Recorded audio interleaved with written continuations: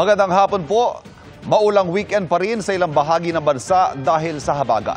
At bunsod na matinding ulan sa magdamag, napalikas bigla ang ilang taga Quezon City dahil sa baha. Nakatutok si Bea Pinlac.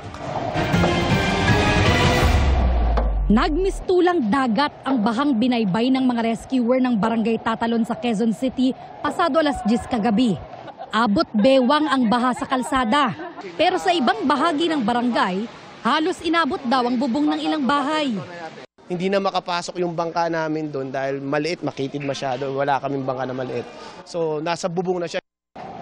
Kung gusto lumigas sa inyo, kung mabababa po ang baha. Kasi mamaya mataas pa po yan.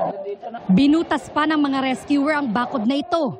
Gumamit din sila ng lubid para ligtas na mailikas ang hindi bababa sa 25 bata, kabilang ang ilang bagong silang.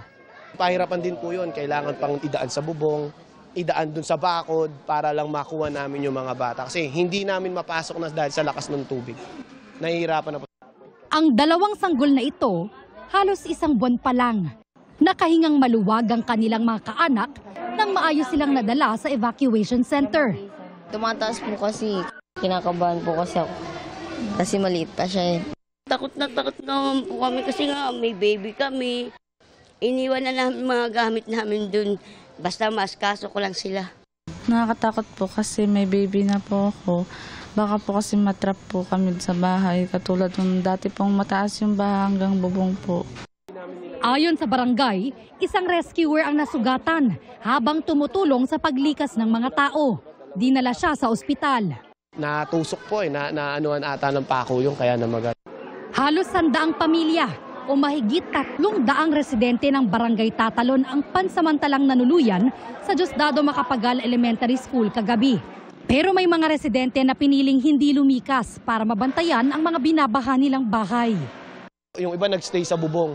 Pinauna nila yung mga anak nila, mga asawa nila, tsaka yung mga baby nga po. Ayon sa barangay, matagal ng problema ang matinding baha sa Tatalon. May mga proyekto naman daw ang MMDA, DPWH at QCLGU para maibsan ang perwisyong dulot ng baha tulad ng pagpapagawa ng bagong pumping station at drainage system. Para sa GMA Integrated News, Bea Pinlac, nakatutok 24 oras.